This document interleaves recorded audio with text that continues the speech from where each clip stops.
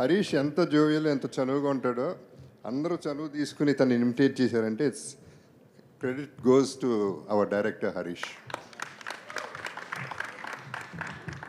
ఇందాక ఏదైనా షేర్ చేసుకోవచ్చు అన్నాడు కదా హరీష్, ఏదైనా షేర్ చేసుకోవచ్చు అండ్ ఇట్ రిమైన్స్, అది బయటికి వెళ్దాం. మీరు ఏదైనా చెప్పేసుకోవచ్చు ఆయనకి, అస్సలు 1% కూడా. అట్ ద సేమ్ టైం ఇవాళ తను ఒక ఇన్స్టా పోస్ట్ చేసింది బెస్ట్ ఫ్రెండ్ దొరికాడని. So we enjoyed a lot అండి, we enjoyed a lot. Thank you. Harishankar గారు మీరు కూడా ఒక్కసారి few words. Yes, good evening, thank you everybody, thank you so much. మీకు అందరికి తెలిసినట్టే ఇది 85 to 95 మధ్యలో జరిగే కథ. Actually we're not keen on the time also.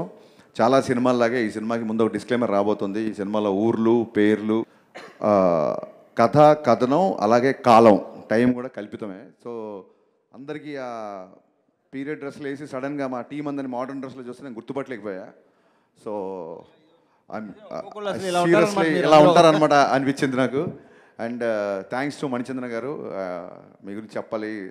30 days చాలా ఇంపార్టెంట్ ఉన్న క్యారెక్టర్, బట్ కొంచెం ఫూటేజ్ తక్కువ ఉంటుంది. అయినా సరే ఆవిడ 30 days లక్నోలో ఉండి ఈ క్యారెక్టర్ చాలా ఇంట్రెస్టింగ్గా చేశారు. And I owe you lot అండి, థ్యాంక్ యూ సో మచ్. అలాగే ఆల్ ఐటీ ఆఫీసర్స్, ఎందుకంటే ప్రతి సీన్లో వీళ్ళకి డైలాగ్స్ ఉండవు. Please stand up. IT officers, సినిమాలో ఉన్న ఐటీ ఆఫీసర్స్ అందరు వీళ్ళు. బట్ వీళ్ళు ఎవ్రీ సీన్లో అంతే ఇంట్రెస్ట్గా, డైలాగ్ ఉన్నా లేకపోయినా వాళ్ళ కంట్రిబ్యూషన్ సినిమాకి అంతే సిన్సియర్గా చేశారు. సో వీళ్ళందరూ నాకు మంచి ఫ్రెండ్స్ అయ్యారు. ఫ్రెండ్షిప్ డే సందర్భంగా మీ అందరికీ నా thank you so much. But dubbing చెప్పాడు ఒకటి అనిపించింది నాకు హరీష్, ఐటీ ఆఫీసర్స్ ఇలాగే ఉంటారేమో అనిపిస్తుంది. అలాగే ఉంది నిజంగా అందరూ. థ్యాంక్ యూ సో మచ్, చాలా పర్ఫెక్ట్గా ఉన్నారు. అలాగే heroine friends, thank you so much. మీ మోడర్న్ డ్రెస్సులు ఈ కథలో చూపించలేకపోయాము. Every one is looking beautiful. Thank you. Related to that part, నాకు ఈ సినిమాకి దొరికిన ది బెస్ట్ ఫ్రెండ్ జగత్ బాబు గారు. ఫస్ట్ డే ఇంటికి వెళ్ళి కట్ చెప్పినప్పుడు చాలా డైరెక్టర్ యాక్టర్ ఒక సీరియస్నెస్ ఉండింది. సెట్లోకి వచ్చిన first day half day work అయిపోగానే ఐస్ బ్రేక్ అయిపోయింది. ఆ రోజు నుంచి ఈ రోజు వరకు, అంటే జగత్ గారు డబ్బింగ్ వస్తున్నారంటే డబ్బింగ్ చేయించడం కంటే కూడా ముందు ఆయన కలవచ్చు అని నేను ఫాస్ట్గా డబ్బింగ్ స్టూడియోకి పరిగెత్తేవాడిని. థ్యాంక్ యూ సో మచ్ బాబు, లర్న్డ్ అ లాట్. మీ దగ్గర నుంచి చాలా నేర్చుకున్నాం. మీ పేషెన్స్ కానీ, మీ ఓపిక, రెండు ఒకటే అనుకోండి. బట్ మీరు కో ఆర్టిస్ట్లో ఉండే ఆ బిహేవియర్ కానీ, డైరెక్టర్కి మీరు ఇచ్చే ఇంపార్టెన్స్ కానీ, అండ్ స్క్రిప్ట్లో మీరు ఇన్వాల్వ్ అయ్యే పద్ధతి కానీ, ఇందులో ఆ విలన్ క్యారెక్టర్ చాలా విచిత్రమైన పాటలు పాడుతుంటాడు. ఆ థాట్ ఆయనే ఇచ్చారు. చాలా చోట్ల డైలాగ్ నేను ఇలా చెప్పొచ్చా, ఇది చేయొచ్చా అంటే ఒక నోట్స్లా రాసుకున్నారు ఆయన క్యారెక్టర్. సో ఈ క్యారెక్టర్ రేపు పొద్దున మీకు నచ్చిందంటే నా వర్క్తో పాటు జగద్ గారి కంట్రిబ్యూషన్ కూడా ఈక్వల్గా ఉంది. So I want tell this, right from costumes దగ్గర నుంచి, హెయిర్ స్టైల్ దగ్గర నుంచి, he took lot of care for this. Thank you so much అండి. యాక్చువల్గా ఒక డైరెక్షన్ డిపార్ట్మెంట్ చేయాల్సిన పనిలో సగం ఆయన చేశారు, అందుకు చెప్పాలి. ఇకపోతే మా బ్యాచ్, ఇక్కడ నన్ను ఇమిటేట్ చేసిన బ్యాచ్ అందరూ, మామూలుగా ఎవరికన్నా ఆర్టిస్టులకి మీరు రండి, ఆఫీస్ రండి, టచ్లో ఉండండి అని చెప్తాం నెక్స్ట్ ప్రాజెక్ట్కి. ఇప్పుడు ఇమిటేట్ చేసిన వాళ్ళు ఎవరు ఇంకా ఆఫీస్ రాక్కర్లేదు. ఎందుకు రాక్కర్లేదంటే మీరు అంత బాగా చేశారు, మీకు అన్ని ఆడిషన్లు అయిపోయాయి వాళ్ళతో. సో ఇంకా ఫర్దర్గా మిమ్మల్ని ఎప్పుడు ఆడిషన్స్ పిల్లను. సో ఏం లేదు, సినిమా ఫాస్ట్గా తీయాలని ఒక అంటే ఇమీడియట్గా అన్నయ్య ఆల్ ఆఫ్ సడన్ డేట్స్ ఇవ్వగానే సినిమా స్టార్ట్ చేయాల్సి వచ్చింది. సో అన్నయ్య డేట్స్కి ఇబ్బంది పడకుండా ఫాస్ట్గా సినిమా తీయాలని ప్రాసెస్లో డెఫినెట్గా సెట్లో నేను చాలా సీరియస్గా ఉన్నాను. వీళ్ళు చూపించింది చాలా తక్కువ, సత్య చెప్పినట్టు కొన్ని సెన్సార్ మాటలు కూడా ఉండేవి. బట్ ద థింగ్ ఈజ్, నేను అంత సీరియస్గా సెట్లో ఉన్నా సరే వీళ్ళు ఇంత ధైర్యంగా నన్ను ఇమిటేట్ చేసి జోకులు వేశారంటే నేను వర్క్ అయిపోయిన తర్వాత ఎంత జోవియల్గా ఉంటానో వాళ్ళందరికీ తెలుసు.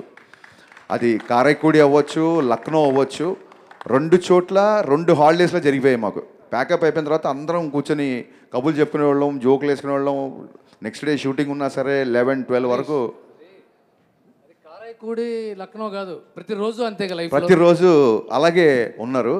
నువ్వు కానీ, చమ్మక్ చంద్ర కానీ, మా జగ్గయ్య గారి గొంతులో మాట్లాడే మా గిరి కానీ, మీరందరూ ఏంటంటే సహజంగానే మీ బాడీలో ఒక చిన్న హ్యూమర్ ఉంది. సో ఎప్పుడైతే మీకు ఒక మంచి ఎంటర్టైన్మెంట్ ఉన్న డైరెక్టర్ లేదా ఎంటర్టైన్మెంట్ ఉన్న స్క్రిప్ట్ వస్తుందో, ఒక నేనే కాదు, రేపు పొద్దున ఎవరు మీతో ఎంటర్టైన్మెంట్ ఉన్న స్కోప్ వచ్చిందంటే మీరు అసలు ఇరగ్గొట్టి ఇస్త్రాక్ వేసేస్తారు. యు ఆల్ ఆర్ లైక్, ఒకప్పుడు మనకు సీనియర్ కమెడియన్స్ ఉండేవాళ్ళు, నెక్స్ట్ 25 years వరకు మీరు are going to be replace that అని నా స్ట్రాంగ్ నమ్మకం. నేను మీతో పనిచేసే కాబట్టి నేను చాలా ధైర్యంగా చెప్తున్నాను. యు ఆర్ లైక్, మీ కంట్రిబ్యూషన్ సినిమాకి చిన్న సీన్ అయినా పెద్ద సీన్ అయినా మీరు చేసిన కంట్రిబ్యూషన్ నేను లైఫ్లో ఎప్పటికీ మర్చిపోలేను. ఈ సినిమా సత్యం మూలంగా, చెమ్మచంద్ర మూలంగా, గిరి మూలంగా వీళ్ళ టైమింగ్ నచ్చి కొన్ని లెంతులు కూడా పెరిగినాయి. ఇప్పుడు ఎడిటింగ్లో అసలు ఏసీ నుంచి ఏసీని తీయాలన్న ఒక డైలమాలో పడేశారు. అంత బాగా చేశారు. Big applause to all the actors అండి, seriously. Thank you so much for understanding Telugu and hats off to your hard work. I appreciate that. And first cinema కాబట్టి ప్రస్తుతానికి అడ్జస్ట్ అయిపో. రిలీజ్ అయిపోయిన తర్వాత నేను కదా చాలామంది పొగుడతారు నిన్ను. So wishing you all the best for this. అన్నయ్యతో 3వ సినిమా. చాలామంది అడుగుతుంటారు మిరపకాయ తర్వాత ఎందుకు ఇన్ని రోజులు, ఇన్ని సంవత్సరాలు, ఎందుకు ఇంత టైం పట్టింది అన్నయ్యతో సినిమా తీయడానికి అని. I don't know. రేపొద్దున ప్రీ రిలీజ్ ఈవెంట్లో సినిమా గురించే మాట్లాడుకుంటాం కాబట్టి, ఇది ఇవాళ ఒక ఫ్రెండ్షిప్ డే, ఒక చిన్న ఎమోషనల్గా పీపుల్ మీడియా వాళ్ళు ఫంక్షన్ చేస్తున్నారు కాబట్టి I would like to tell. So ఎందుకు మిరపకాయ తర్వాత ఇప్పటికి అంత టైం పట్టిందంటే, నా షాక్ సినిమా ఫ్లాప్ అయిన తర్వాత మళ్ళీ పిలిచి మిరపకాయ ఇచ్చారు. మిరపకాయ హిట్ అయిపోయింది. హిట్ అయిపోయిన తర్వాత ఇది ఎలా ఉంటుందంటే, ఒక పెద్దన్న ఒక తమ్ముడికి బాగా చదివించి ఆడ ఒక జాబ్లో పెట్టిన తర్వాత మళ్ళీ ఆడి పద్దాకి ఇంటికి వెళ్ళి నాకు అది కావాలి ఇది కావాలి అడగకూడదు. నాకు ఒక దారి ఇస్తాడు, ఆ దారిలో నేను వెళ్ళిపోతున్నాను.